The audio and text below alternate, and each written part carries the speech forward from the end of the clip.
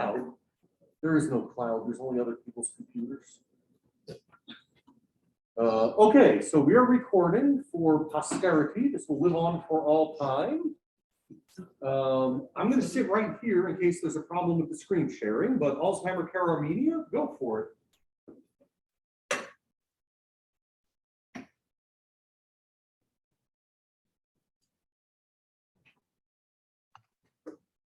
Hello, we're just setting up. Okay, that's how it should. Okay. Hello, our group was sponsored by Alzheimer's Care Armenia, and here's our final IQP presentation.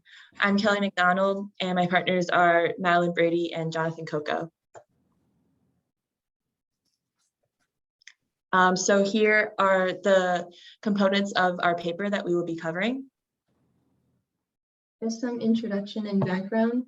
So Armenia is currently undergoing an aging crisis where the number of older adults is outpacing the number of caregivers. And our sponsor is looking to implement service robots to socialize with residents and ease the burden on caregivers in the coming years. So one of the issues is the cognitive health of residents. So currently in nursing homes that in like populations when populations that are aging, the staff are spread too thin since there's too many residents. This means that they lack the time during work hours to adequately socialize with the residents. This can lead to the residents feeling isolated and having negative effects on their cognitive health, such as leading to its decline and mental health problems, which can manifest in the inability to perform regular daily tasks. One of the things that has been proven in studies to help is playing games. This encourages use of the mind and helps maintain mood and cognitive health when done regularly. All right, next we're going to talk about service robots. So service robots are able to help people either socially or physically, typically. So an example of physical robots are nursing robots, which are geared towards doing more physical tasks, such as a nurse being able to control it through VR and going into a quarantine zone with that, and is mostly done non-autonomously. An example of a social robot is Mario the robot, which helps older adults maintain cognitive function into old age by playing games with them, and is mostly autonomous. Autonomous meaning that it does not require being exactly controlled by someone else. So the main robot that we are going to be talking about in this presentation is Robin the robot. Robin was originally designed for children and is a social robot who can connect to residents on an emotional level by one, recognizing patients and also remembering previous conversations it's had with them and recognizing their emotions. Robin is currently in the Norgold Age home in Armenia. And due to Robin, patients have had increased mental capacities, improved sleep, improved quality of life, and decreased depressive symptoms. Moving on to our methods. Our first method was to interview a staff member at the Norgold Age home, which is where Robin resides. Our second method was to survey caregivers across the US who have not interacted with service robots. Our third method was surveying the general public. Our fourth method was interviewing experts in the field of robotics. And our fifth method was interviewing experts in the field of dementia. So here are results. From our first method, interviewing a staff member at the Norgold Age home, we learned that the residents view Robin in a very positive light. They even see him as a superhero that can make all of their dreams come true. They also display great trust in Robin. The staff member we interviewed said that they will actually ask her to leave the room in order so they can confide their secrets to Robin. We asked if there's any negative reaction when Robin was first introduced. However, they said that although residents were a little afraid of Robin, they quickly grew to love it and now even argue over how much time they can spend with him. Residents do wish that there was more content pertaining to the 1950s through 1970s, since this is when most of them were young and media from that time has usually leaves an impression on them, on people when they are young. Our second method, the caregiver survey, resulted in 10 responses. Half of those responses when asked what their greatest obstacle was in the workplace, responded that they, in some form of having trouble communicating with residents, whether that was understanding their needs or being asked repetitive questions. 2/3 felt understaffed in the workplace. So based on these issues, these are things that we think a service robot could help with, since Robin is communicating with residents and also is supposed to help with workplaces that are understaffed. Pertaining particularly to Robin, there are various concerns about whether Robin can work as well with adults as it does with children, since Robin was initially designed for children. And finally, there was an even distribution of comfort level with service robots. Most felt neutral. Obviously, we want a more positive feeling, well, a higher comfort level with service robots, but neutral at least shows an open mind.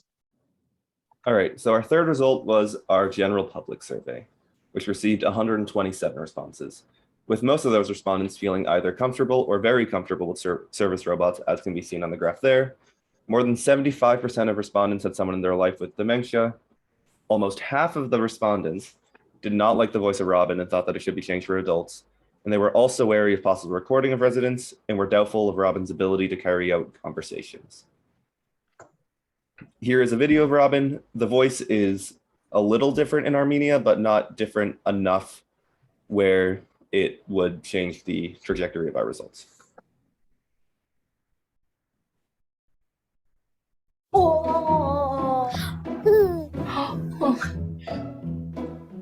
Hi, my name is Robin the Robot. How are you? Hi. What do you...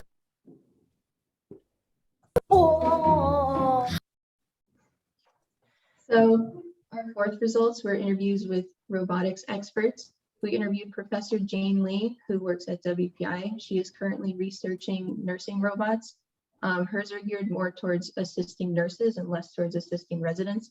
So hers is currently non-autonomous in its current stage and is controlled through virtual reality. So the goggles and the hand controls and haptics, which allow you to sense like you are in the robot, like some of the physical sensations that a robot can detect. And it is geared mostly towards relieving the physical burden of personal protection equipment on nurses and being able to help nurses with daily menial tasks such as sorting pills and changing beds. We also talked with Expert Technologies, who makes Robin the robot. So Robin is currently 60% autonomous and is always monitored by someone back at Expert.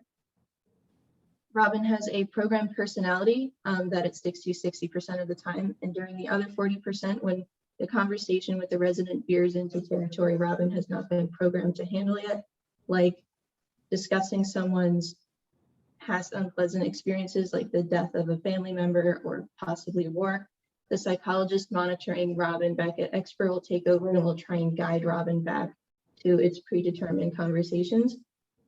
The elders at the Norcold Age Home meet Robin one-on-one for 30 minutes twice a week over 12 weeks. And Expert's final goal is to make Robin more autonomous and to be able to perform more caregiving tasks. All right, so our fifth and final method was to interview experts in the field of dementia. And for this, we interviewed Ilan Caspi, who is an assistant research professor at the University of Connecticut. So what we learned from him was that robots should be an addition to staff instead of a replacement.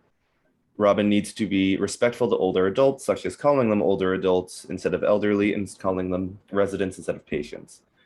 Residents should not feel like they're being babied. Robin should learn what music residents like and play it for them, because there's a strong connection between music and memory. Patients suffering from dementia can be more sensitive to the environment, such as light, temperature, and sound. So it's important to be able to control those factors. And sometimes less words are better for patients suffering from dementia to understand. So some of our recommendations, we split them up into 3 main sections. The first one being highly advised. So these have strong evidence that we think would improve Robin's interactions with residents. The second category is advised recommendations. So these would improve Robin's interactions, but not as greatly as the first grouping. And the third category is nice to have recommendations, things that we think would be general improvements to Robin, but are not as necessary as the first 2 categories. So for our highly advised recommendations, our first one is testing to be sure that Robin's voice is liked by older adults, just because of our overwhelming survey response. that said that they did not like Robin's voice. We want to be sure that Robin is not putting off anyone in first impressions by talking to them like Robin would a child. We would also like to expand the music library and musical game library of Robin, just because everyone we talked to indicated that residents really loved music. The caregiver survey, the general public survey, and interviews with people from the Norcold Age Home all indicated that residents really loved the musical games and being able to interact with Robin when Robin plays songs and dances with them. So we recommend expanding that capability. We also recommend that Robin have control over the environment of the room.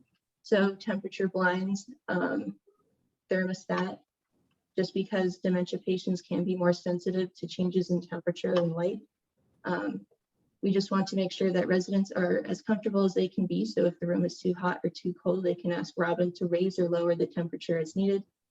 Same with the blinds. If the light is too, like if the light is shining in their eye, Robin can close the blinds. And audio and brightness control, just because older people sometimes have hearing issues or vision issues. If the screen is too bright or too low, we would like Robin to be able to raise or lower the brightness to their preference, and the same with the audio. All right, moving on, we now have our advised recommendations. So the first subcategory of advised recommendations we have are changes to Robin, with the first one being to identify individuals even when referred to by a nickname or title. This is, for example, a resident asking Robin to call them a specific name. This allows for residents to feel like they have more autonomy and allows them to more emotionally connect to Robin. Enlarging the screen, some residents have vision issues, and it's better to have a larger screen so that they can more accurately see the emotions that Robin is trying to portray. Reminding residents of daily tasks as Robin transitions to being around more. This also allows residents to have more autonomy, as Robin will just gently remind them, hey, take your medicine, instead of a caregiver or staff member asking them to do it. And then finally, more caregiving features, such as being able to take the temperature of a patient. The next subcategory is changes to Robin's programming, with the first one being encourage residents to socialize with each other via icebreakers. One of the comments that we received on one of our surveys was that residents typically don't interact with each other as much, and encouraging that would strengthen the bond between residents and make the environment a better place. Next is to expand Robin's library of movies and cartoons. This is pretty similar to our music recommendation, but the connection between music and memory is much stronger, so we split those up into different categories. Finally, our third subcategory is general recommendations, with our only general recommendation being that we should ensure that Robin is not patronizing the residents or treating them like children. Finally, here are our nice to have recommendations. We believe that a story should be prepared if Robin has to leave the nursing home. So if residents ask, why are you leaving, Robin? Robin can give an answer and have a preset answer that it can give. We think that the staff should have control over Robin's game library. So if residents show a preference towards a certain game or don't like a certain game, there's a quicker turnaround between what content is available on Robin. We think that Robin should remind residents of family relations to visitors. Obviously, this would be in a very intrusive way or a way that would confuse or upset residents, just in a way like, oh, it's nice that your daughter is here when that relative arrives. And finally, we think that Robin's eye contact capabilities could be improved. So Robin is looking more at residents than near them, just to create a more genuine interaction. Finally, here's our conclusion. If implemented, these recommendations have the potential to increase the quality of life of residents and decrease the ever-growing strain on caregivers. So, as we said in the beginning, aging populations is an issue not just in Armenia, but around the world. So successfully implementing service robots like Robin can lead to ways that in other nursing homes in different countries, that service robots can be implemented to improve the quality of care. And some acknowledgements. We would like to thank Dr. Jane Mahakian, who is our sponsor for this project. Dr. Mina Badnagarian, who is our contact expert, who gave us a lot of useful information on Robin. Dr. Jane Lee, who we interviewed for her expertise on nursing robots. Professor Ilan Caspi, Assistant Research Professor at the University of Connecticut, who was our contact for questions related to dementia. All the staff of the nursing homes who responded to our Method 2 survey, the WPI community for responding to our Method 3 survey, Zoe Eddy for helping us write the initial stages of this paper, and our project advisors, Dr. Aaron Sakulich and Uriah Benahanian. All right, thank you. Any questions?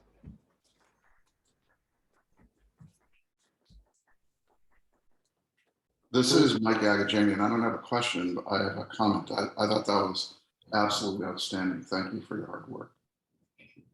Thank you. I stopped the screen share just so I could see in the chat if anyone had any questions.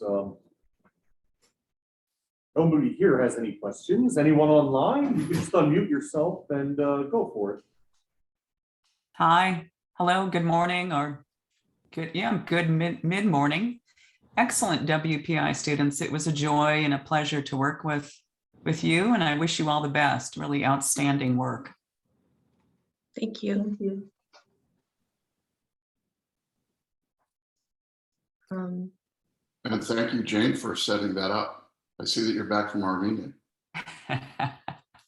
Yes, Michael. Most welcome. Yes, I'm looking for it. Yeah, also I shared our people too, but it's with your WPI also. I don't know. Oh, fine. Oh, we have a comment. Very interesting project, how many Robin robots have been deployed and in what settings. We know Robin has been deployed in children's hospitals frequently, but this is, I think, the first study done in Armenia with the Norcold Age home. So yeah, that's why our project was focusing mostly on that. Yeah, and I'm not sure exactly how many children's hospitals it was deployed in before going to a nursing home.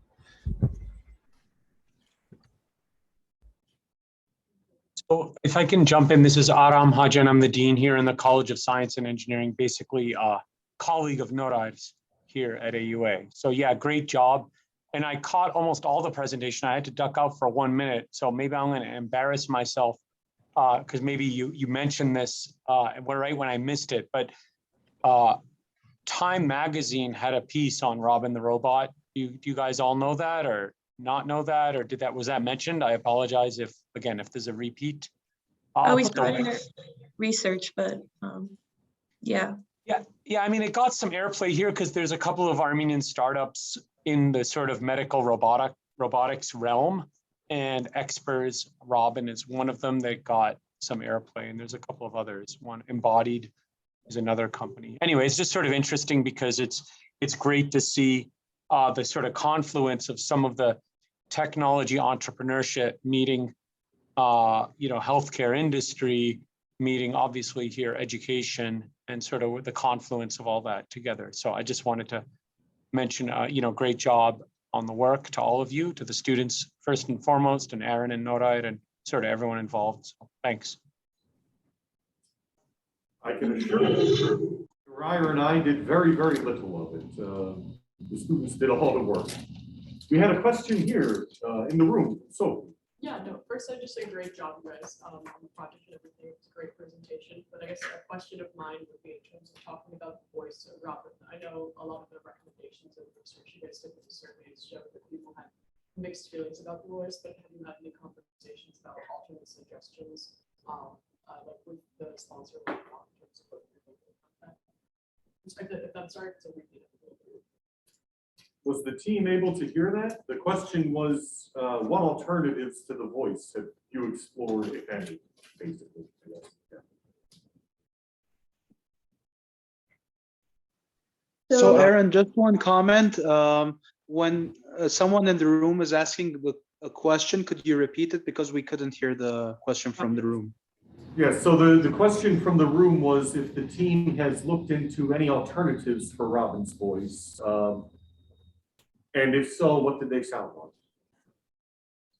So some of the suggestions or initial ideas that we had was possibly pitching it down and exploring, I guess, like different levels of like deepness, because Robin's voice is very high.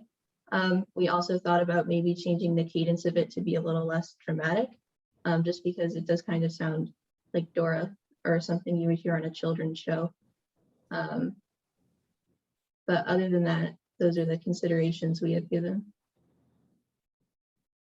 For what it's worth, I can say that I once had a GPS and I paid extra money to download the Homer Simpson voice pack. And I thought it would be funny. It was infuriating because it's just Homer yelling at me for missing turns on a roundabout. But anyway, any last questions, or shall we move on to our Orranian friends? Super. Well, another round of applause while Orran comes up. Thank you. I have both the PowerPoint you sent me last night and the thing you just sent me on Google. They're the same thing. Which would you prefer? Let's just go with the PowerPoint. So I can click share screen. It should already be in Begins. Okay, and you'll have to control it from this one here. And just make sure to enunciate to the speaker there. What's that? No, yeah, everyone's blocking anyone. Okay. So hi, I'm Amaya Masay. I'm here with my teammates Hannah Allen and Liz Cole, and our sponsor was Orran, and our project was choosing a platform and producing fundraising efforts for Orran. So our presentation details 6 parts of our project. First, our introduction, then background, methods, results, recommendations, and finally our conclusion. It's difficult to hear. What can we do to make it easier to hear? I'm going to move the microphone closer to the students since they will not speak up.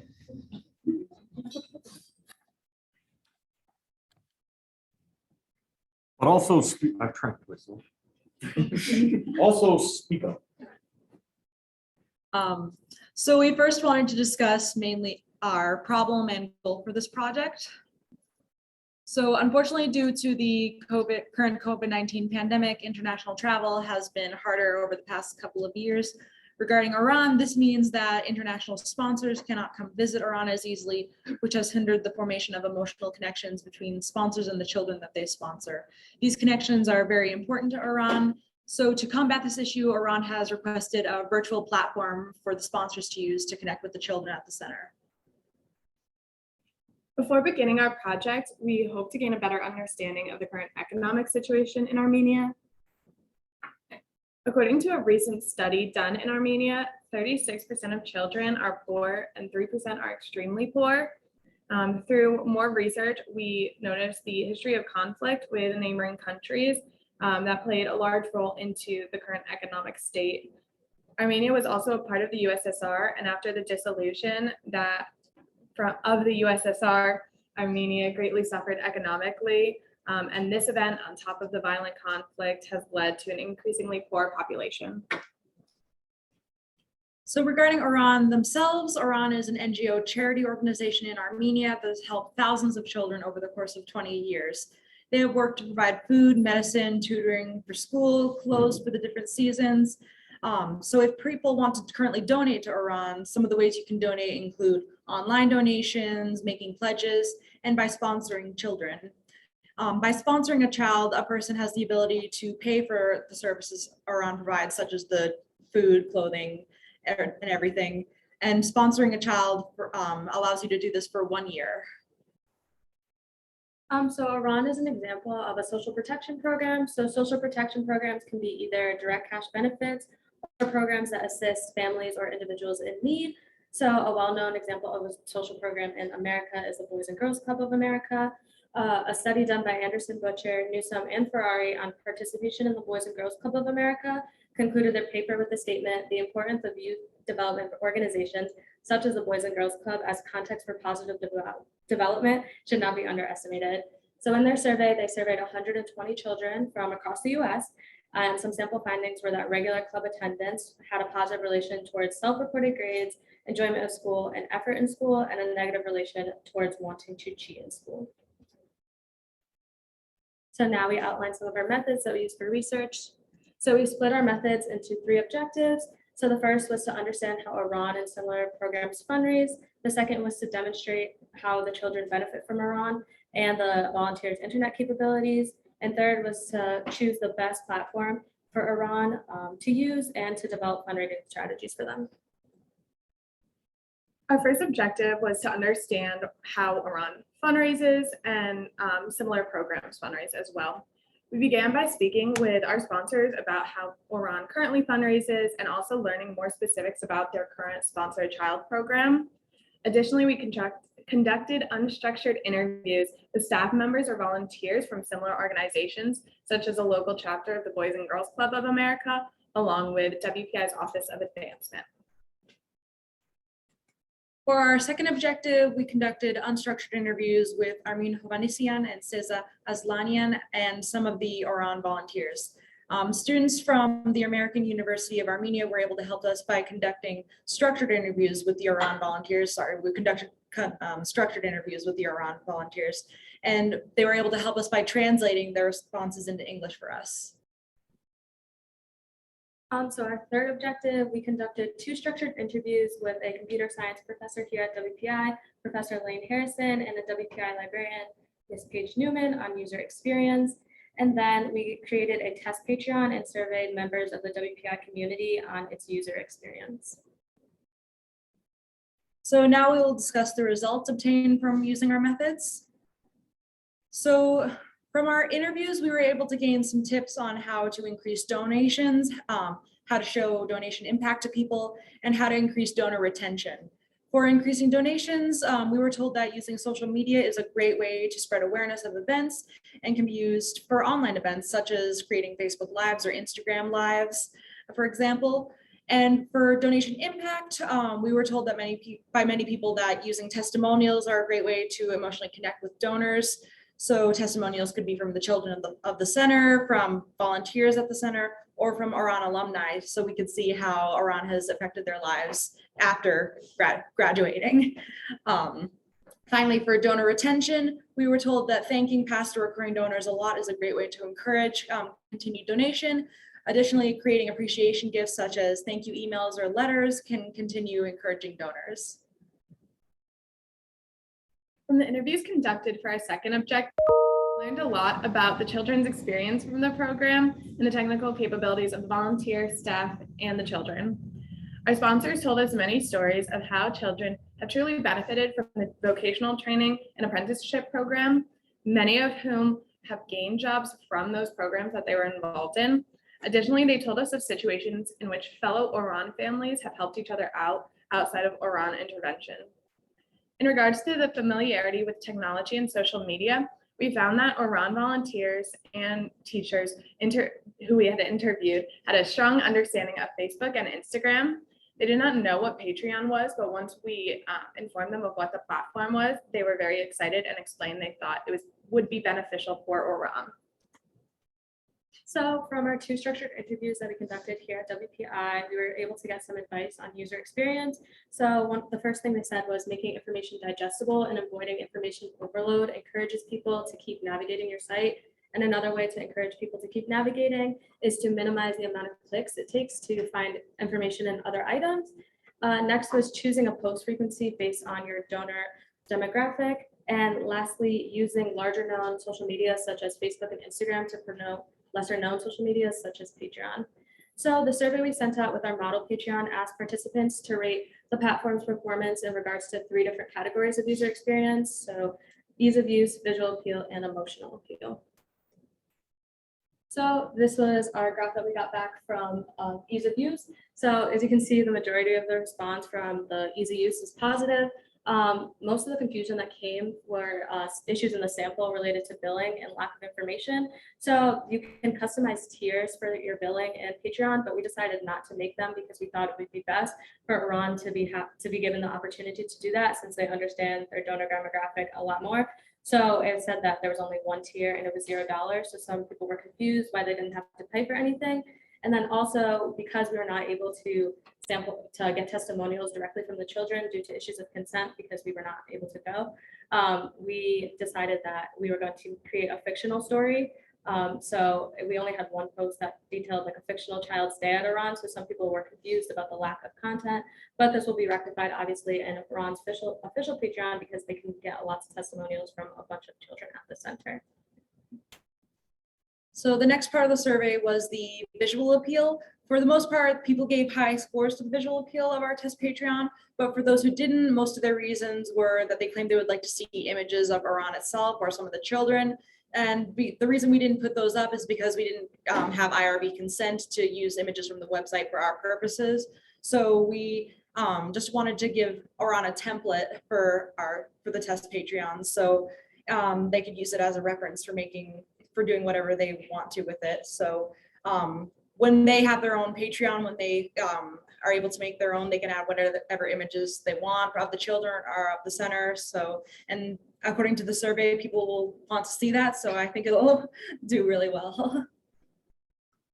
And lastly, in regards to the emotional appeal, the general theme was that the sample post did not bring enough emotional context that would encourage donors to continue sponsoring a child. But this would obviously be addressed through the addition of all the children who currently are at Orran and having real stories of the children who have been there, also alumni who have benefited from the program and volunteers who work there. So based on our results, we will have some recommendations for Orran. So the first recommendation is giving Orran the model Patreon that we created. So here we give them a general Patreon design and their about section, which can be directly transferred onto their official Patreon. So the Armenian flag that you see at the top is a placeholder for the background, and we've advised Orran to use pictures of the children in the center because that will help bring emotional context.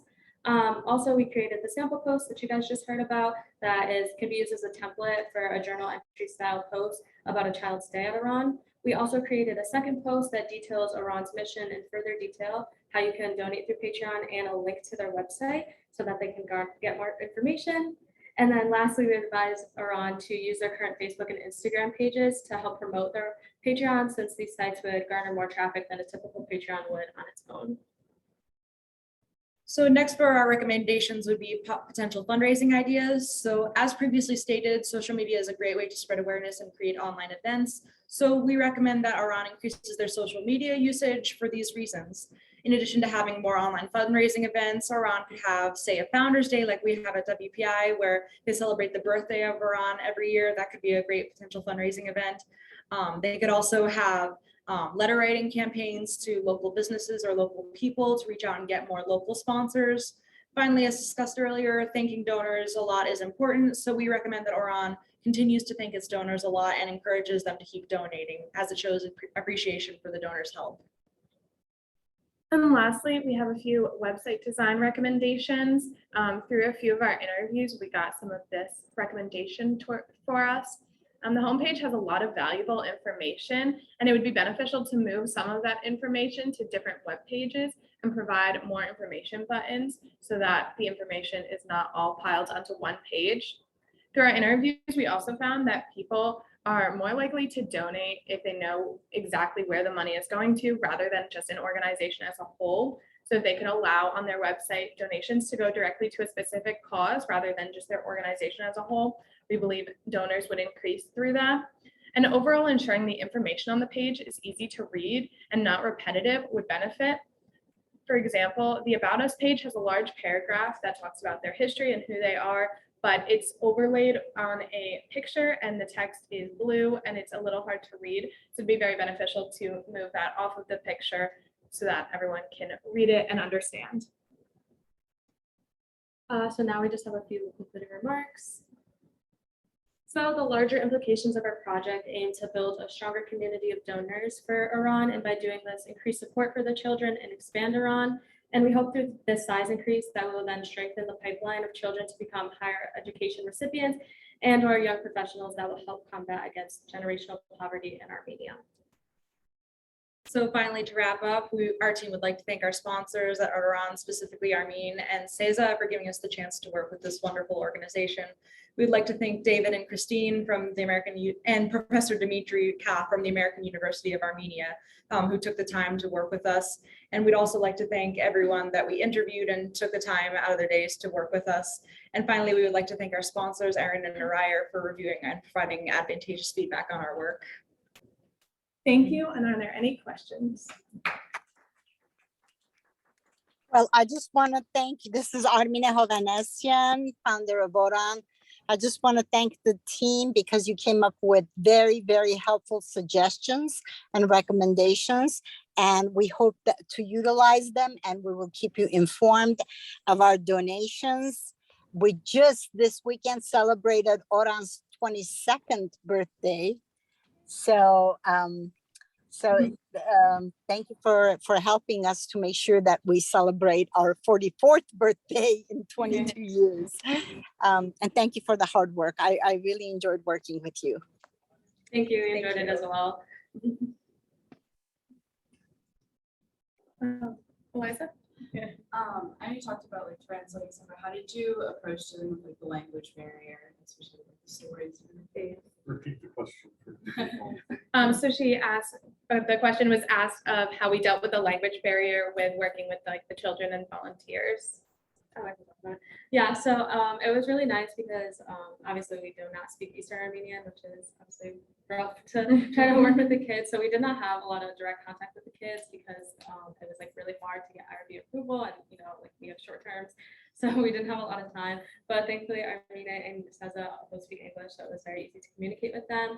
And then we got to work with the American University of Armenia students who were like very helpful and interviewing the volunteer and teacher that we talked with at Orran, and then they spent like a really long time creating like a very detailed translation of their stuff because they wanted us to like be able to absorb as much information. So it was like not, at first we thought it was going to be difficult, but it wasn't that bad because we had help from a lot of people.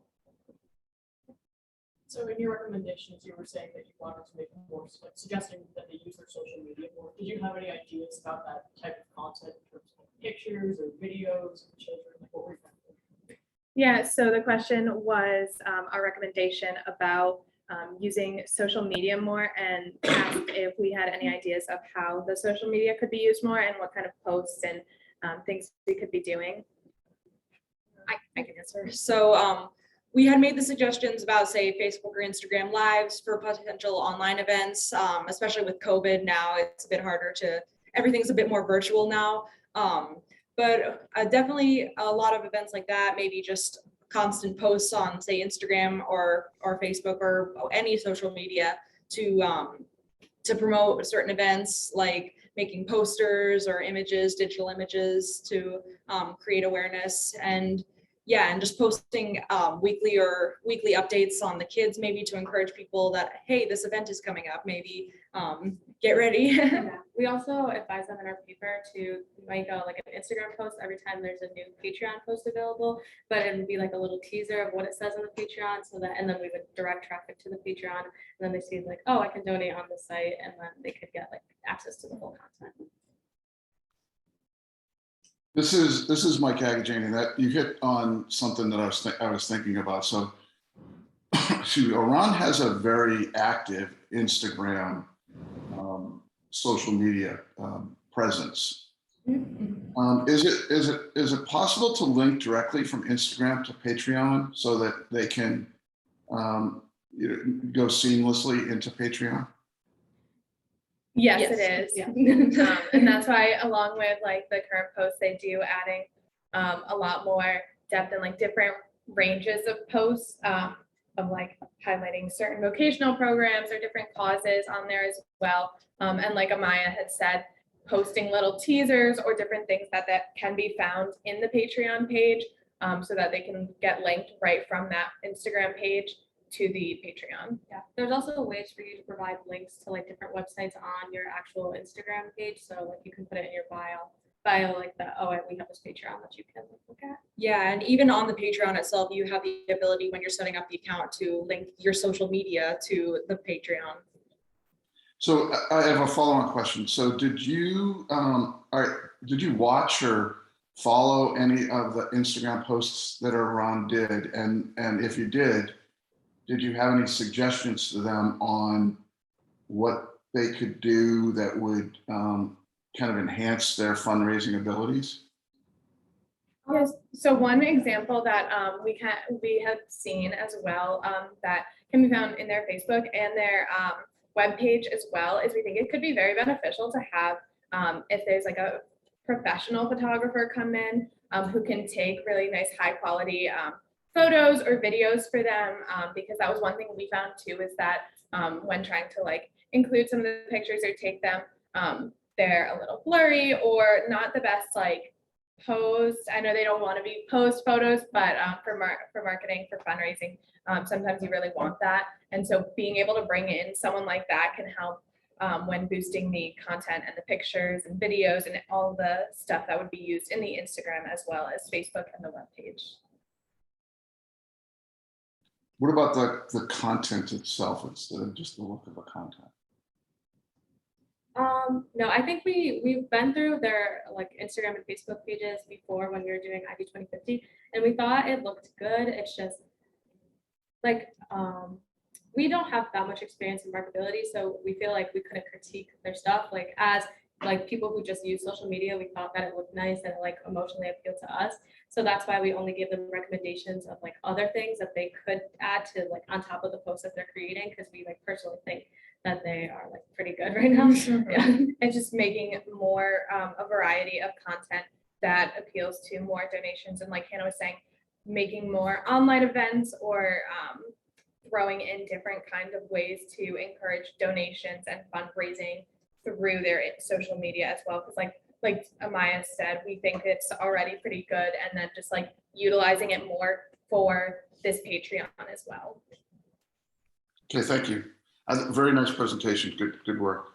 Thank you. Thank you. And Armenia, thank you very much for the opportunity to help out again. Thank you, because it was a pleasure and the suggestions are very helpful. Thank you. Good. Well, let us have another round of applause on the EyeCare team. I think I have it already set up for you. What is this? Get out of here.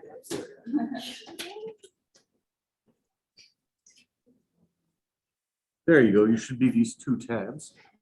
While they're setting up, I'll mention, I think Orran's Instagram handle is Orran_Armenia. And you want to see some real cute children, it is the account to follow. Yeah. So are you going to begin the presentation? Okay, take it away. All right, hi everyone. We worked with the Armenian EyeCare project, and our project was creating interactive data visualizations for the Armenian EyeCare project. My name is Amanda Jones. I'm Eliza Master George. I'm Henry Yoder.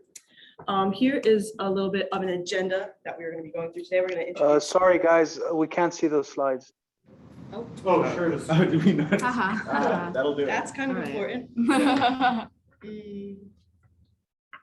All right. Sure. I'm not a user of these. Doing good. We're off to such a good start. Okay, hang on a second. Yeah, we've got to go. How do we embiggen it? Slideshow. Now we tab out. Now we hit share screen. We share my email. Wait, it's got to be the full screen, so I think so. No, it doesn't. Okay. Because they're both going to be Chrome. Good. Ta-da! Well, Should we? You have to click on it? Yeah, there you go. Okay. Just go back. Yeah, we can start over. Just start over. Redo. All right, fresh start. Pretend you Fresh didn't see that. Okay, hi everybody. We worked with the Armenian EyeCare project, and our project was creating interactive data visualizations. My name is Amanda Jones. I'm Eliza Master George. I'm still Henry Yoder. And here is the little bit of agenda that we have for you guys today. We're going to introduce the project to you, get some background information, go over our methods, the results, any recommendations for future for ACP, the conclusions, and our acknowledgements. Now, data representation is really, really important, especially in this day and age, and data must be represented in a simple way to allow you, viewers and users to fully understand the meaning. For the ACP, data is important to provide people healthcare to the users and encourage donors and volunteers to join their efforts. The ACP wanted a better way to communicate their data on their website, so we decided on creating interactive data visualizations in the form of a map. Right, for a little bit of background on the Armenian EyeCare project, in 1992, Armenia's Minister of Health sent out a call for help to fight the growing wave of blindness in Armenia. So teams of American ophthalmologists traveled with medicine and equipment, and ophthalmologist Dr. Roger Ohanian from California made his first visit in 1992, which inspired his founding of the Armenian EyeCare project. And their goals are to eliminate preventable blindness in Armenia and make 21st century eye care accessible to every Armenian child and adult. Their first project that we want to talk about is Bringing Sight to Armenian Eyes. It's a 5-point program, the first of which is patient care programs, which includes developing screening and treatment programs to increase the access to patient care across Armenia. Next, they have the medical education and training, which includes fellowships, observerships, and even telesurgery to increase the abilities of doctors to provide modern treatment to the patients. Next is public education, which includes countrywide campaigns to emphasize the importance of eye health and how to protect eye health in Armenia. Next, we have research, which includes learning about the frequency and course of eye diseases in order to identify risk factors and patterns of disease. And then finally, we have capacity building to increase the human and physical resources to deliver quality eye care to everybody. So some more about the patient care programs that we looked into. We had 3 different focuses for our visualizations, the first of which being the regional eye centers. Since 2003, 5 new regional eye centers have been established to increase capacity with over 17,000 visits in 2021. They provide eye surgery and laser treatments to all levels of income groups. Next, we looked at the school screenings, which include screenings and education about safety and treatment for eye disorders. 80% of eye diseases and disorders are preventable, so treatment is possible if identified early. And to date, they've screened over 160,000 children and conducted education for over 15,000. Finally, we looked at the mobile eye hospital, which was started in 2003. It's described as a fully functional surgical suite on wheels. They provide basic eye care, surgeries, and laser procedures, delivering care to around 35,000 Armenians yearly who would not otherwise have access to the eye centers. So for our methods, how we kind of went about this project, we broke it up into 3 objectives in order to create the data visualizations. And we kind of aimed our methods to meet these. So the first one is we had to make sure that they were informative to each of the target audiences, and make sure they were visually pleasing and digestible for the users, and easily transferable to the sponsor, as well as easily updatable. Now, in order to familiarize ourselves with the project, we learned more about Armenia and the ACP, like Eliza kind of said. We did background research. We had bi-weekly meetings with our sponsors where we kind of did semi-structured interviews, utilizing an agenda of questions, so we can understand what information they wanted to display and what they wanted to showcase on their website. And we discussed like their goals and concerns for this project. And with that information, we were able to identify 3 target audiences, the patients, volunteers, and donors. And we try to understand the way that these specific people saw and interacted with the website. So the first thing that we kind of did was, well, the next thing is choosing a program. So we wanted to make sure that the information was being presented in an easy way, that the user can comprehend it very quickly. And the types of people viewing the website range from ophthalmology experts to people who don't know a lot about eye care. So we had to make sure that the program would do what we wanted. We asked the ACP for a bunch of different examples of different maps and things like that that they kind of liked, and we took different stuff from that and tried to find a program that suited our needs. We looked at price, learning curve, and implementation, and we created a list and we presented to the sponsor, and they decided on Tableau. Next would be Learning Tableau. So there are a bunch of Tableau learning courses online, which we utilized, which was really amazing. We were also able to meet a few times with Monel Bertolino. She's a Tableau expert at WPI. And we started learning the basics of that. We also had to figure out a specific way for data organization for Tableau to be implemented into the program. And then we actually had to do the data organization. We received multiple data sets. And we decided on doing multiple visualizations instead of just trying to simplify them all into one, because there was a wide range of data. Like the mobile eye hospital data was way different than the regional eye center data. And the AUA students helped a lot with that, which we'll talk about a little bit later. But once we organized the data and then we organized it for Tableau specifically, we were able to implement it into the program. All right, so next for the results, I'm gonna come over here and do a little demonstration of the actual maps that we made. So we made 3 interactive maps. The ones for the regional eye centers and the mobile eye hospital were both time-based as well, with the data dating back to 2016 and 2003 respectively. And the school screenings is similar in format, but does not have the temporal aspect. You'll have to stop sharing.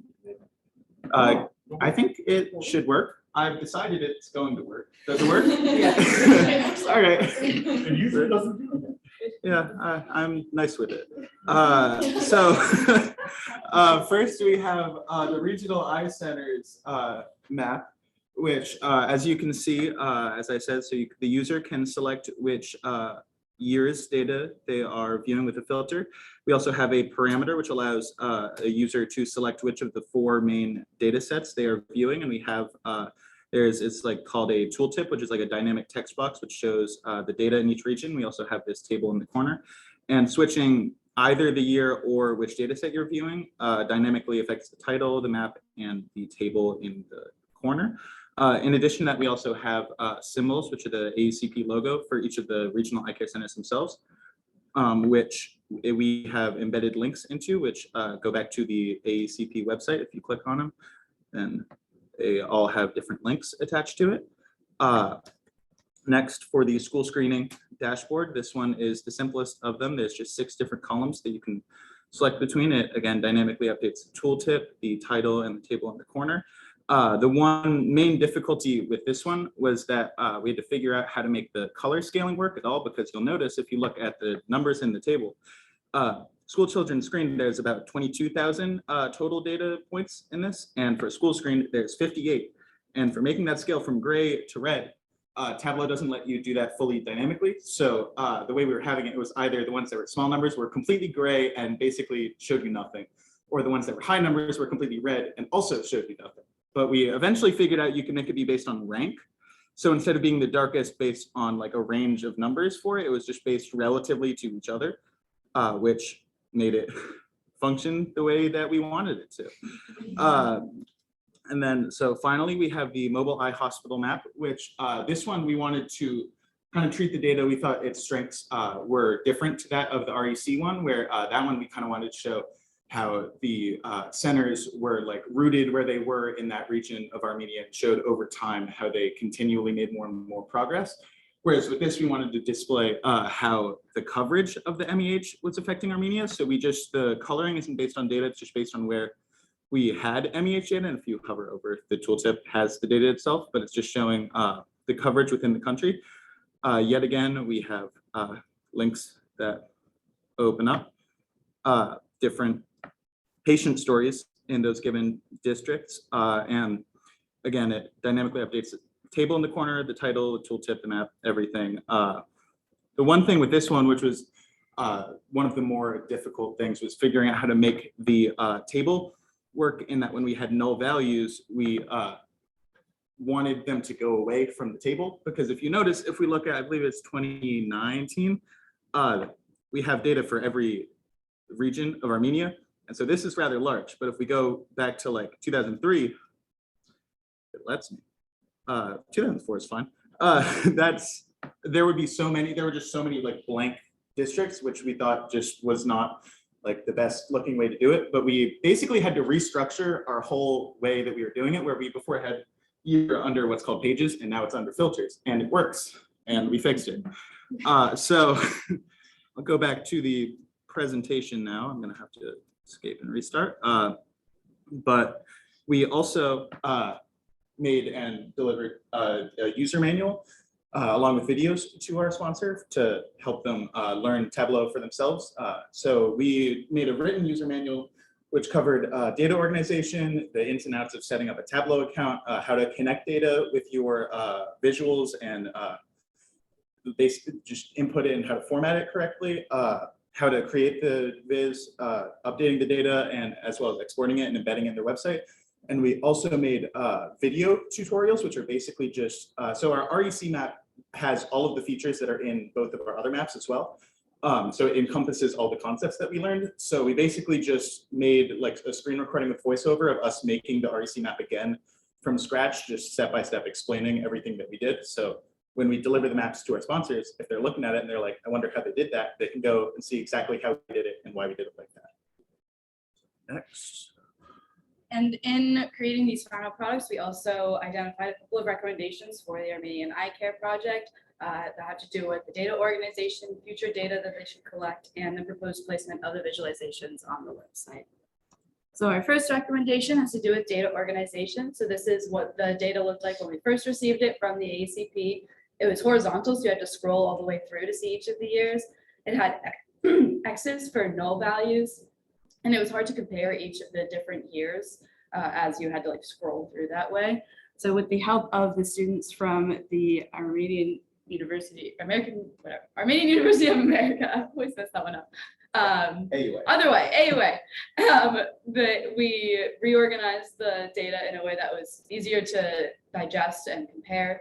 So it was more straightforward. It was oriented vertically so that you could compare the different years, and it summarizes by year and by region. So we selected this as the way to collect the data, but as Henry mentioned, Tableau has some intricacies that we had to take into account. So we recommend two different organization methods. So the Tableau formatted data had to be organized by region instead of by iCenter so that Tableau could auto-populate the locations. Other regions had to be added with no data, as Henry had mentioned, so that the map would show up without any sort of background layer.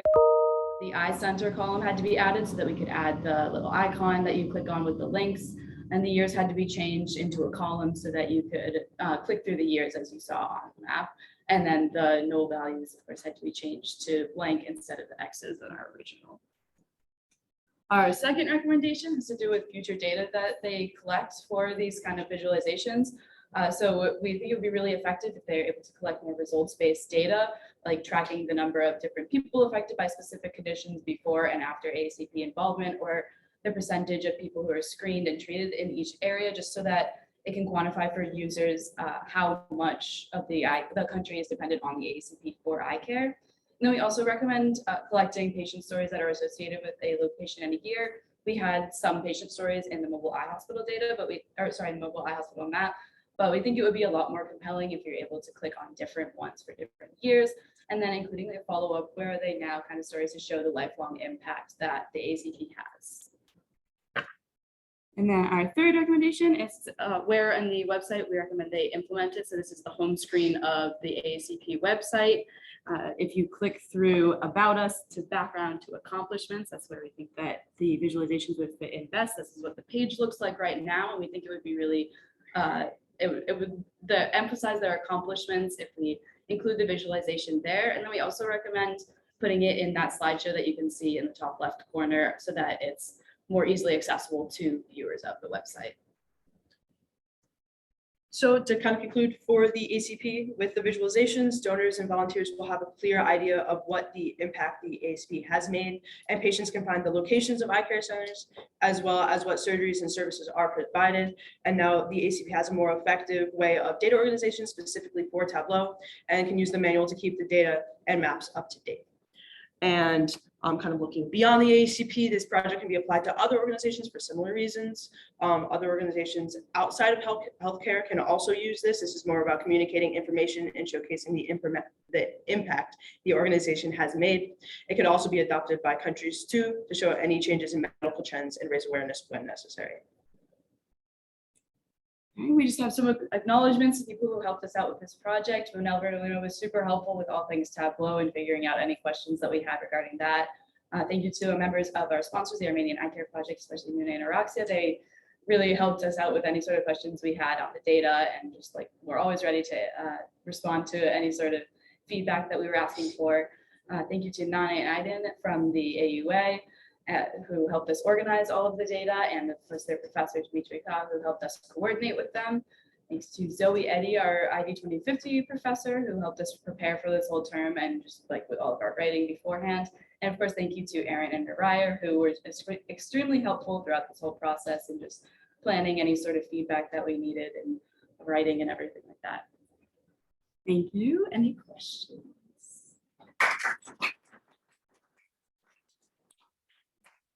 Screen share. So you can see, there we go. We have forgotten to wish Orran a happy birthday. I'm sure that's left over from the previous presentation, but has anyone any questions? Excuse me, this is Mike Agajanian, and I have a question / comment. Could you put recommendation number 2 up on the screen?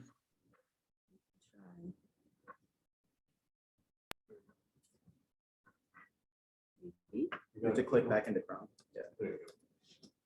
So first of all, I thought this was excellent. Thank you very much for a lot of hard work. I know that was challenging to pull all that information together and present it in a useful format. This question is related to, you know, that you presented a lot of numbers of the procedures that AECP has performed over a number of years, and that is quite impressive in terms of what they've accomplished.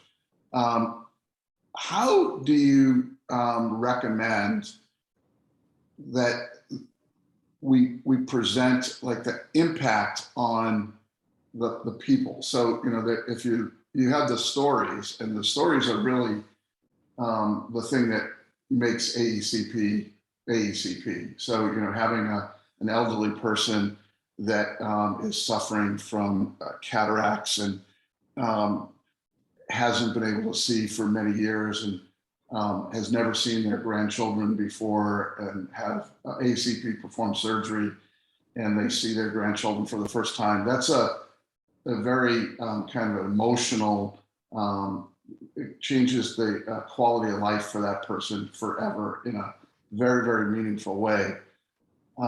Have you thought about how you could represent that in terms of, you know, the data that you have is very interesting and helpful, but it doesn't get to the real emotional side of the benefits that they deliver. So have you thought about how we could do that?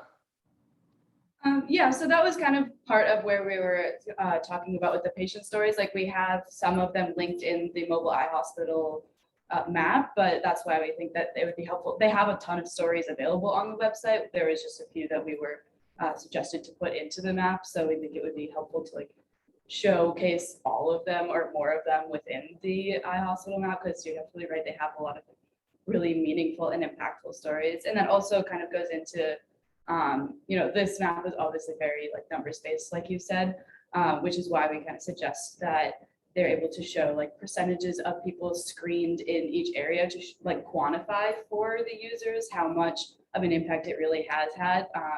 In some of the early years of the mobile eye hospital data, they had like the population tracked as well, so that you could see, okay, this many people did it, this was the population, so this was the percentage of people that were reached. And we kind of recommend continuing to do that just to show the massive impact that they have had.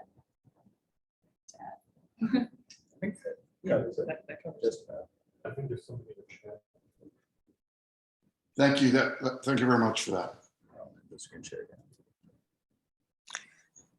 Hi, this is Sheristan. I wanted to maybe ask a question, particularly because this has been a really incredible project for the last couple of years. And I'm wondering how you see for sort of potentially the next reality and a couple of recommendations, and to sort of see how this project might continue, or the collaboration might continue to provide or or to build upon what you've done for the next group. Have you thought at all about that, or do you have any recommendations in that regard for moving forward? Sorry, the Wi-Fi might be a little What off. should next year's team do to build on what you've done? But don't do Mike's challenge. Oh, you were so much more succinct than me, Aaron, but than I was. But yeah, I mean, you've done an incredible job, and the previous year has also done a really, really great job of working with the project that we continue to be with. How do you see the continuity of this moving forward? It's a great question. I had not thought about that until just now. But being put on the spot about it, I would say, so we spent a lot of time these past 2 terms working on just looking through the ACP's website. And even aside from any of the visualization stuff that we did, there's so much like great information on the website and there's so much content. But I know that we all had some trouble finding what we were looking for at times, just with navigating the website, less so about like what was there, more so about like the organization and being able to find stuff. And I think if there was to be a team that could help on getting just some of the like layout of the website updated for going forward, I think that would make a really strong impact, just in that there's already so much great information that they're providing. And I think if users were just to have a bit more of like a streamlined experience in making their way to that content, I think that would be, if I was to come up with next year's IPP, I think that would be what I would say. And then like specifically with the visuals as well, that's why we created the user manual and all the videos, so that not only can they continue to update the ones that we've made with new information, they can also use the manual in order to create new visualizations for any like new data sets they collect, any new projects they might start doing. We tried to make it really like holistic so that they would be able to do it all on their own. Yeah, absolutely. So just to follow on that question, so you've done, you had to deliver on something that was pretty complex, and you did a great job of that. I'm sure there were other things as you were developing that you thought, boy, if we had more time, we probably could represent this data this way. If we had more time, we could do that. Is there, I'm gonna kind of ask you, this is a request, that you just sit down before you head off for your summer break and document what those other visualizations might be, so that this project can continue, because it's a great start on something that's very, very important. And you've done some deep thinking, and I don't want to see that deep thinking lost. So if you could document that in something that we can use going forward, that would be very, very helpful. Yeah, sure, definitely. I can guarantee they'll be able to do that because I have not uploaded any of the grades yet. And it would be a shame. Perfect, thank you. I'm the center director, but I'm also on the board of directors of EyeCare project. So I've got a kind of a very clear motive here. So I think what you do will be very, very helpful.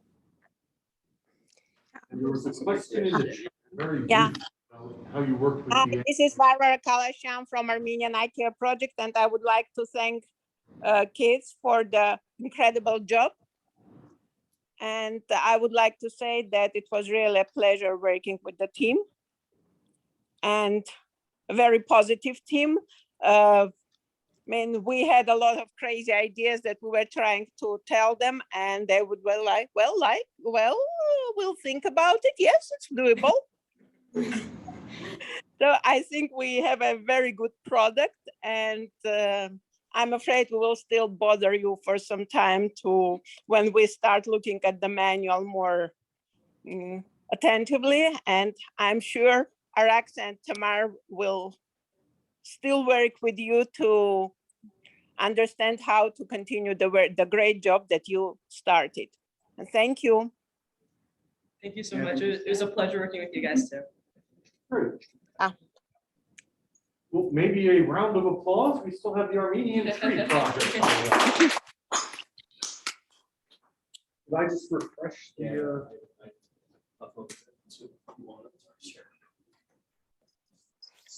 I close Orran, I close this, I close this. There's no reason for me to leave my email open.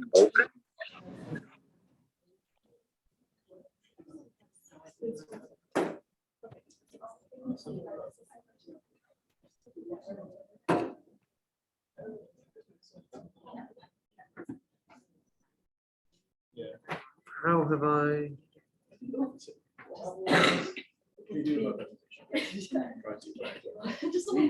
There we go.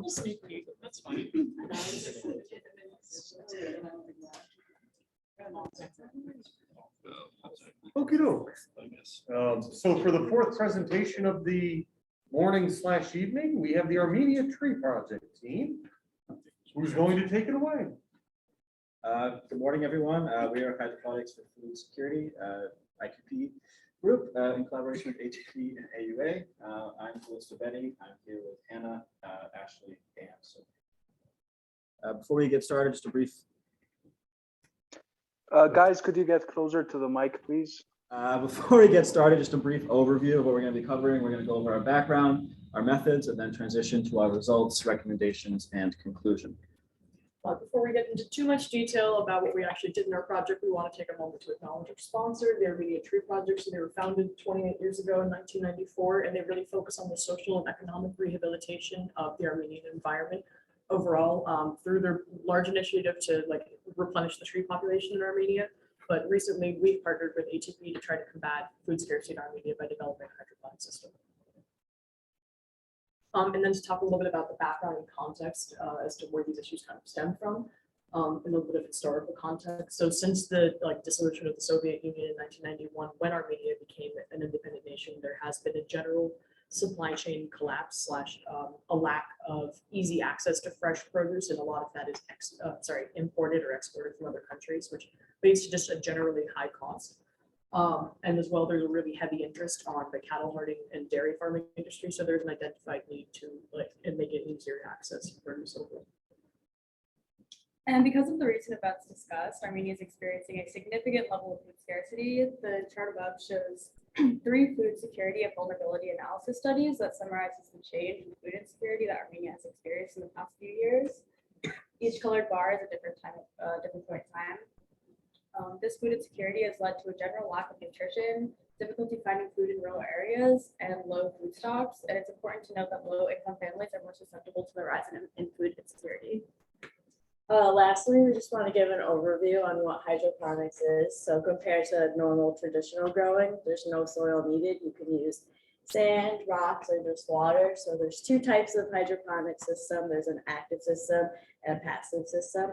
An active system uses a pump to flow water compared to a passive system where the water is still or relies on gravity to flow water. An active system circulates water, nutrient-dense water to the roots of the system, which leads to higher yields more frequently.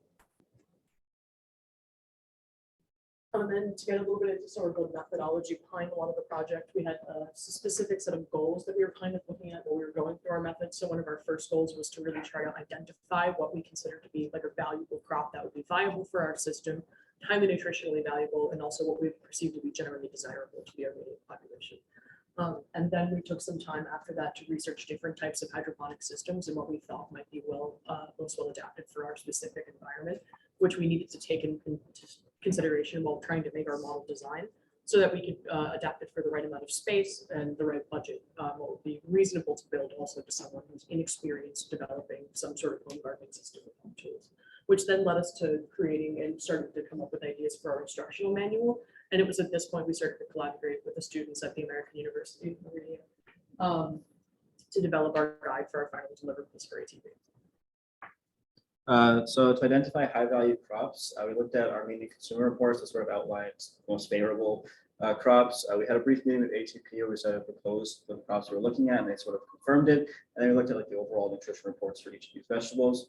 And in each of these places, we basically looked for local demand and nutritional value. And most importantly, we looked at how compatible are these vegetables in a hydroponic system.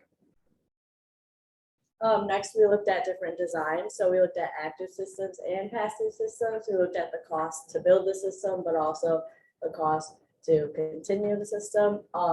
Looked at their efficiency to grow the plants that we wanted them to grow, and also their complexity, if you could build the system in your home. And so we also had to adapt our hydroponic system to fit ATP's needs, and they were looking for a system that was low cost, flexible, greenhouse compatible, and also they wanted us to make our system compatible for ideal valuable crops. And during the design process outlined in this timeline, we took all those needs into consideration. And then we also decided to build a half-scale demonstrational model for proof of concept. This helped us test the system for its material use, functionality. It helped us confirm the tool list for the assembly, and it also allowed us to draft the instructions as we looked at it.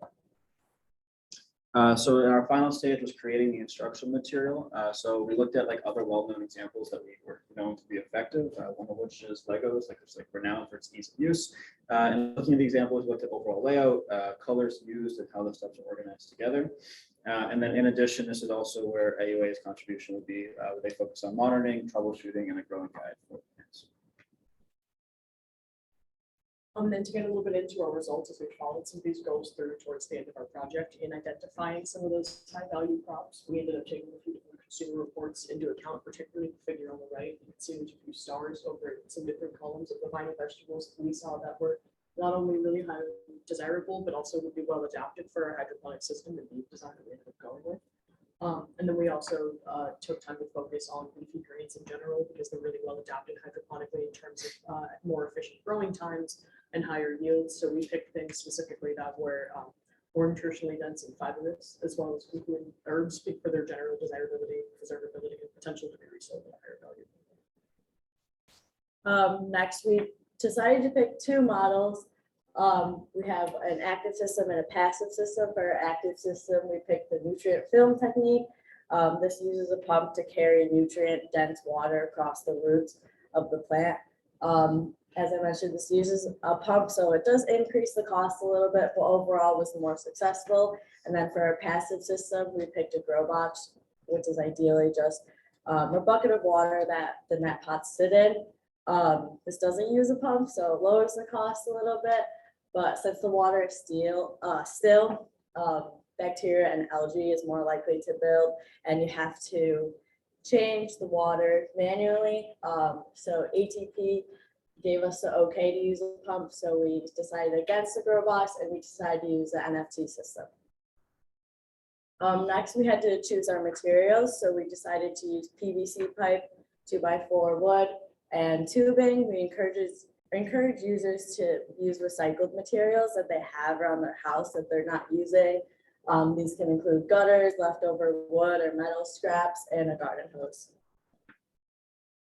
And then we moved on to the design process. We started out with some hand-drawn sketches, and specifically we wanted to point out our trellis design at the bottom and the phases that we went through with that. Then we moved on to a SketchUp design, which is just a CAD model for better visualization.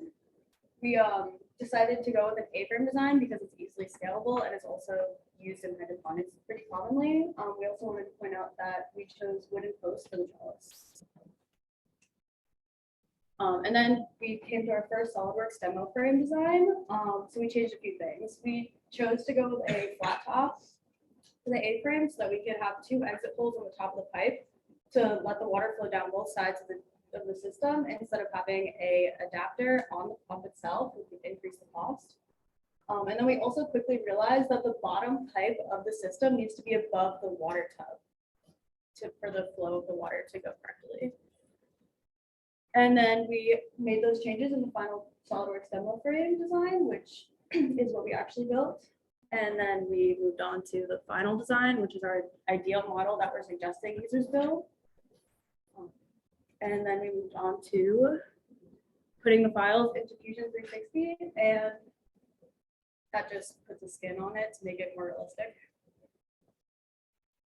And so we actually built the demo design. We did a half-scale model, as I said before. We gathered materials. Our materials came to about $160. We assembled the entire system in about 7 hours, but that included the time it took for us to gather the material, troubleshoot some issues, and also draft the instructions. The perspective time for someone to build our system would be around 3.5 hours. And so to talk a little bit about troubleshooting, we found that when we were screwing in the triangular posts for PVC supports, the wood was splitting, so we had to add a square at the end of the triangle so that we could attach them to the inside of the frame rather than just the outside of the frame. And then we were also running into some water flow issues. After we built the entire system, after it ran for about 5 minutes, we realized that the water was overflowing. Our pump was too high of a pressure pump for the size that we built it. We bought one for a 6-foot one, which is our ideal model.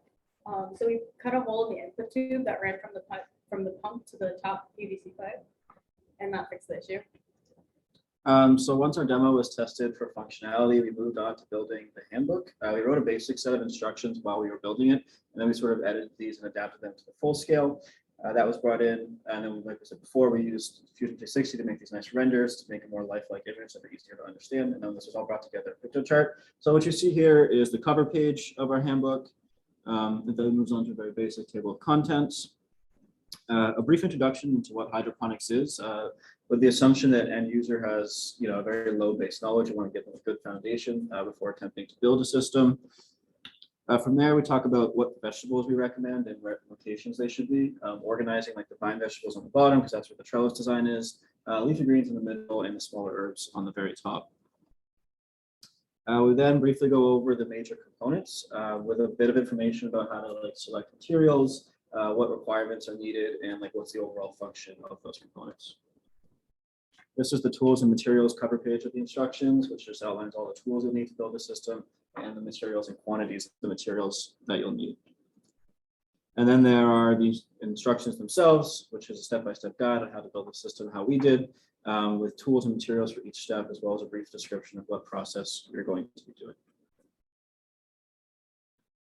So like we said before, we collaborated with AUA, and they kind of built out an additional monitoring, growing guide and troubleshooting guide.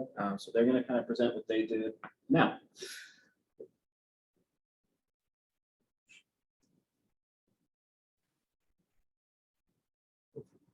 Hello, everyone. Should I continue? Yes, please. Sorry. So my group was in charge of doing the monitoring system. So we had to monitor the pH, the electrical conductivity and temperature of the water, as well as temperature and humidity of the air. For the nutrient level of the water, the electrical conductivity was mostly used because it's the fastest way to know approximately how much nutrient we have in the water. It's not a perfect system, but it's what's available now. Next slide, please. There are a lot of manual equipment to measure pH, the electrical conductivity, the temperatures, and the total came up to $60, but this equipment need to be calibrated weekly or even monthly, so it wasn't something we recommend because those farmers will not be able to do it themselves, and constant cleaning and calibration, as I said, is needed. So we came up with a fully automated monitoring system with an Arduino 9-volt battery. The 9-volt battery will be charged by a solar panel, 9-volt solar panel, and they will have extra two batteries just in case, and that's in case the farmer doesn't have electricity. If they do, the rechargeable battery will be charged from the grid. Other than that, we have all of the sensors built in. There are already made sensors like the pH and temperature for the air, the pH sensor, as well as the temperature sensor. But for the water sensor, for the water electrical conductivity, we came up with a system that is really cheap compared to what's out there. Usually they're $60 per sensor for the EC. And this way, it's gone to $2 for the electrical conductivity sensor. So the entire system was $87, but no need for calibration later on. But an engineer is needed to form this fully automated system to calibrate every sensor and solder everything. So once this entire system is built, the farmer doesn't need to do much. There will be an LCD screen that will display the numbers, and from the guide made by my other teammates, they will know if there's something wrong with it. We even suggested that we can add a buzzer if something is above or below threshold. The buzzer will let the farmer know that there's something wrong with the system, and they can check it to not always monitor it and keep up with it. So I think that's it for our part. Hi everyone, I'll try to keep this very short. So I'll briefly introduce our group's objective and what we've actually accomplished. So as you've seen, we were given the list of the vegetables that you've already seen, and our group's task was to find the optimal conditions and suggest for the farmer the exact steps of what he or she needs to do in order to grow that plant in the hydroponics. On the right side, you can see a sample page, but for each vegetable, we have an individual approach. So it would include like a general overview, general parameters, what you need to include in the what parameters you need to have, for example, pH or EC, etc. And also it has step-by-step instructions. And the farmer doesn't need to have any knowledge, just to follow the instructions. So we were given like 10 plants, and we've accomplished to do all of them. I think that's it for our group. Third group can continue, I think. Thank everyone.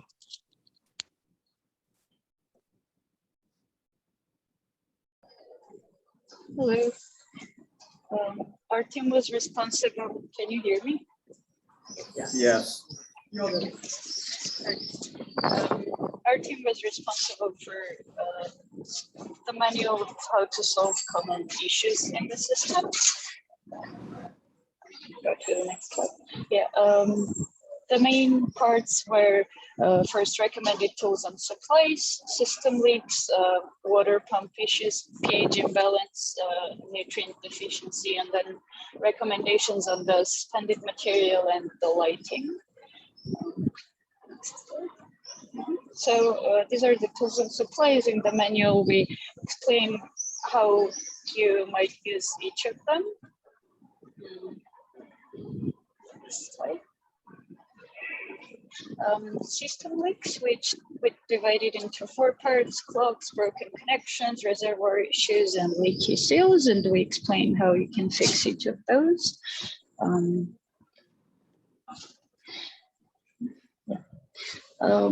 Water pump issues, which are divided into 2 main parts. One is noisy pump, why it might be noisy and how you can solve it, what it might indicate. And the other one, if it doesn't start, so what you can do with that.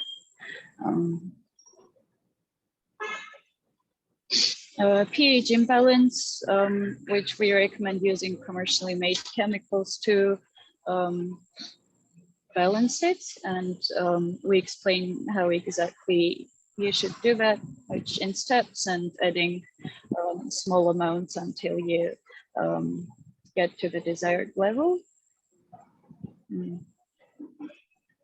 Nutrient deficiency, the second team has a detailed review of each plant and what nutrient levels each plant needs, but we made a brief list of the visual clues of how that might indicate that certain nutrients might be low or high levels.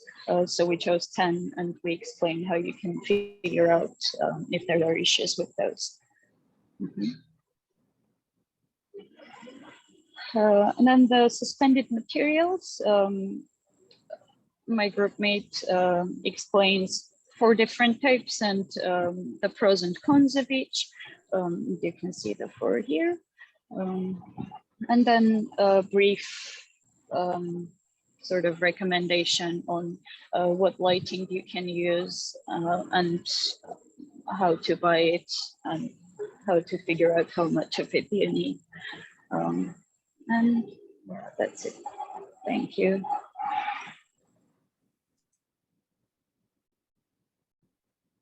Next, we have our recommendations. So our first recommendation has to do with the assembly. So we made our system scalable. So when you have the certain space that you want your system to go, and you can make it either larger or smaller to fit that space, and also to fit your desired yield. So for example, a farmer might have a larger system than a system placed in a classroom for smaller children.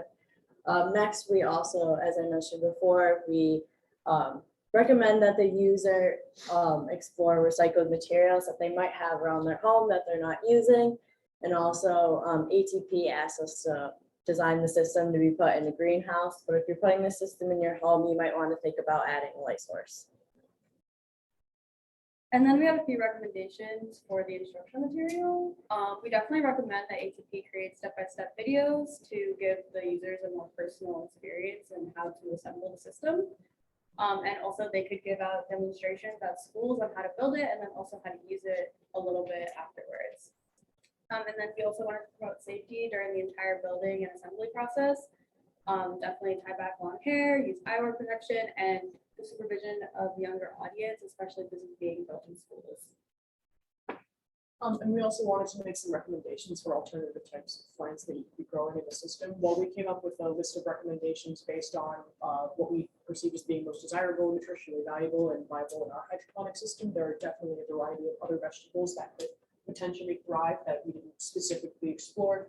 So most viney plants and leafy greens will do well hydroponically, and we didn't specifically dive into some different types of fruits like strawberries and blueberries because they tend to grow a little more slowly hydroponically and aren't as nutritionally dense, but they can definitely be adapted. So next, our conclusion. We just wanted to sort of conclude our presentation by talking about our final deliverables.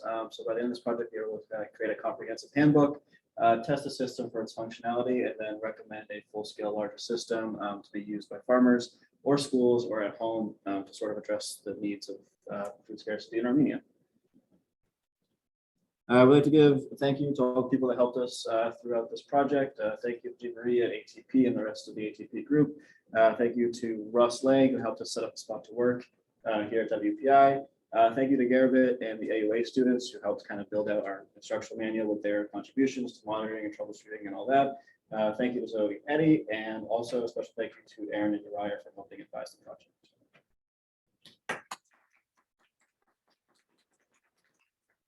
That round of applause is also for the Armenian students that presented. Yes. And then, an extra double thank you for the Armenian University students for coming and presenting with us today. It looks like there's some comments in the chat. If you stop there.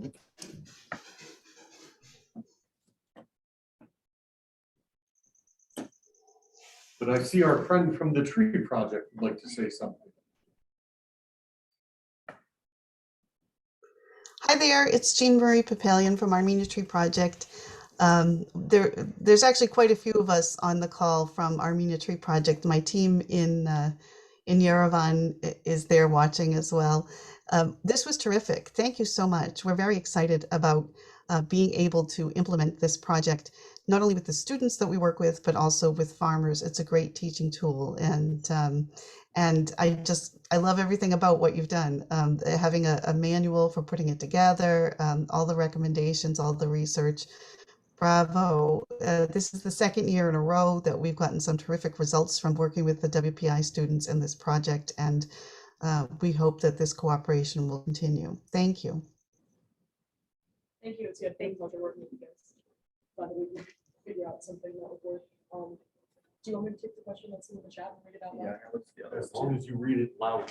So we do have a question in the chat that I was going to take. Someone's asking us, I think Holly is asking us how we plan to implement the system and how it's planning to be used by farmers and by other people. So I think some of the conversations that we had with ATP sort of detailed that not these systems could be built by farmers and people like on their own at home for their own personal use. And if they have excess, they could then go ahead and sell this as another way, as a potential source of income. And then I had also, I know we discussed with ATP also this potentially being shown to children in schools as an educational tool. So there are a variety of target audiences that could hopefully use the manual and try to build one of our systems. Surely there are more questions out there. Garabet looks like he's just got to ask something. This is Mike Agajanian. First off, I wanted to say terrific job. I'm very, very impressed with what you put together, and particularly impressed with how far you took it. I have this kind of life motto that results, not reports, and you guys really drove it much further than a typical IQP. So I applaud you for that. One of the questions I have is, does this motivate you to build one of these in your own backyard or your parents' backyard? I would say so. I think definitely, at least to an extent, that was part of the, I think, in our purpose of building like a smaller scale demo model for proof of concept. I think that was a little exciting for us, at least, too, to like come up with a design and then see it actually come to life too. So I'm hoping we had been like, while in this timeline of this project, we didn't have time to also go ahead and try to grow plants like in designing the system. I'd hope to try to get some like own home use, recreational use out of it, depending on what the global school might want to do with it. I should mention, you have to take it with you. It can't stay in the lab where you built it. So one of you does have a half system ready to go in their backyard. Yeah, no, I would like to take it. Honestly, we were talking about this, but we wanted to make sure that like the global school wouldn't want to keep it somewhere, or I don't know. That was part of our agreement for building it, was you had to take it with you when you left. Yeah, I mean, I'm happy to take it. But yeah. The other thing, I want to make sure that this is emphasized, is the impact of this on food security for the people in Armenia is huge. So thank you for that as well. So I wonder, this is Jean Marie, I wonder if the team in Yerevan, I have our environmental education team here with us, I wonder if they have something to say. It was their idea. They wanted to be able to bring this to the eco clubs in schools around Armenia that they work with, to have this sort of a model that the students could easily create. So Isabel and the team in Yerevan, do you have some comments about the presentation?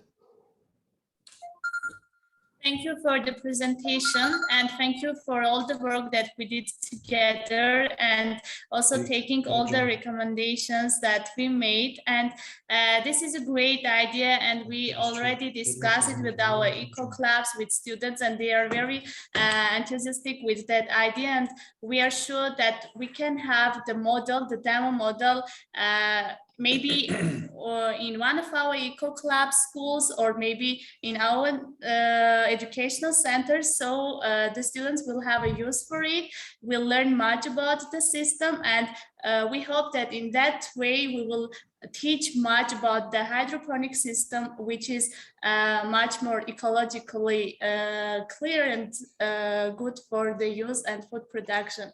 Thank you very much. Do you want to answer one?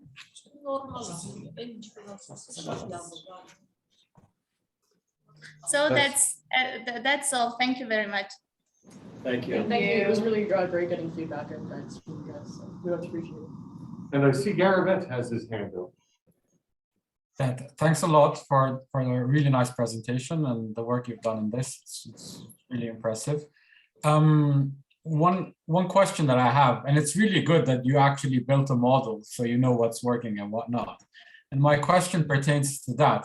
I know you've done a lot of cutting around corners to keep the cost quite down. And I know you had a similar thing with the pump, using a pump versus no pump. So I want to know your feedback on, do you think now that you've built the model, farmers might have a few issues here and there because of this very low cost thing? Do you foresee any problems popping up? And if, for instance, you would increase the budget by, say, $10, $15, $20, would you propose a major improvement on the system you've built? What are your thoughts on that?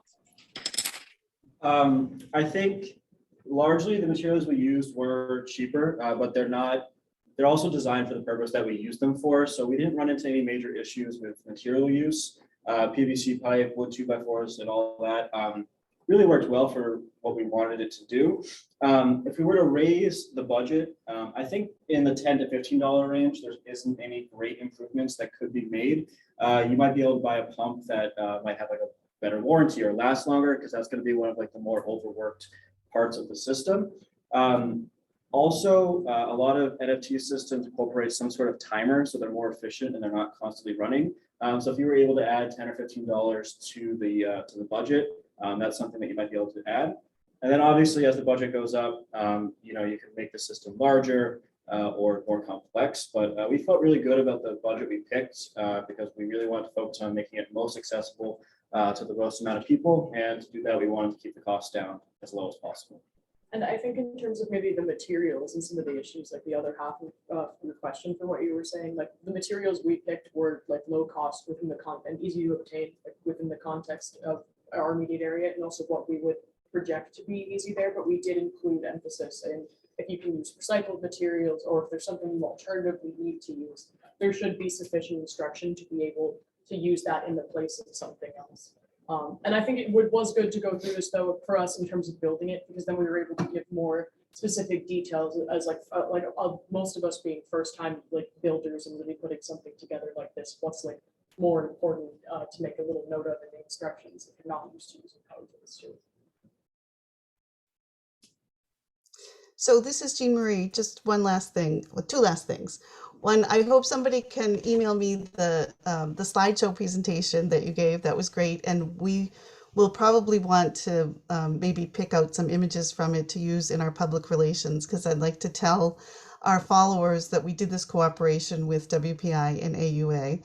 And two is, I would like all of you to find the time in your schedule to come and visit one of our educational centers and or one of our echo clubs, so you can see the amazing work that our team is doing with these students. And in the coming school year, we'll start to develop these hydroponic systems with some of the echo clubs in the school. So please do come, make a time to come and visit us. We love visitors, and we'd love to see you there and show off our work. We'd love to come to Armenia. That is the key aspect of that. Like some way get us to Armenia, and then we will absolutely get towards one of those centers. We are still planning early October in between A and B term. There is a hope, yeah, that If we may possible. travel in early October To see for how a it period of time. So if we do get to go, then absolutely, I think we'd be more than happy to go to the centers. And thank you so much. Okay, well, keep in touch about what your dates are, because we would love to see you. I have just one last comment. This is Mike Agajanian. Thank you, Nurai and Aaron, for so productively integrating AUA into this. I was very happy to see the collaboration, and it seemed almost like seamless, the work that you did together. So I'm very happy to see that. That's a goal that we have, to increase the cooperation between the two schools. And this was a great illustration of that. I must admit, Nurai deserves almost the entirety of the credit for that. I had very little to do with it.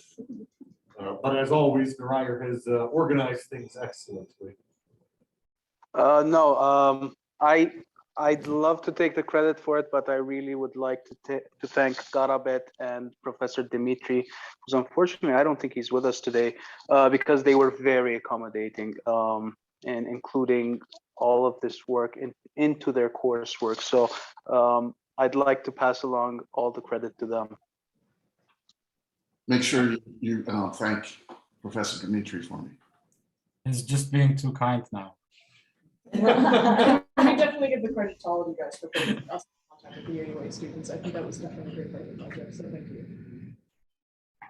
So we have time for one last question, and then we have one item of business to take care of before maybe some closing remarks. One last question? Well then, we thank the pre-project. This is Mike. This is more of a comment. I think that based on what I've seen, any one of these 4 projects could win the President's Award for IQPs. So I encourage you all to get your applications in. And I don't think all 4 of you can win at the same time, but I'm sure that one of the 4 of you will win. So please make sure you submit your applications for that. I would agree with that. The process is self-nominated, so keep an eye out for the emails announcing it, and then nominate themselves. I don't think we've received that information yet, but we will, I'm sure. Yes. Well, thank you very much. So there is one last item that we have.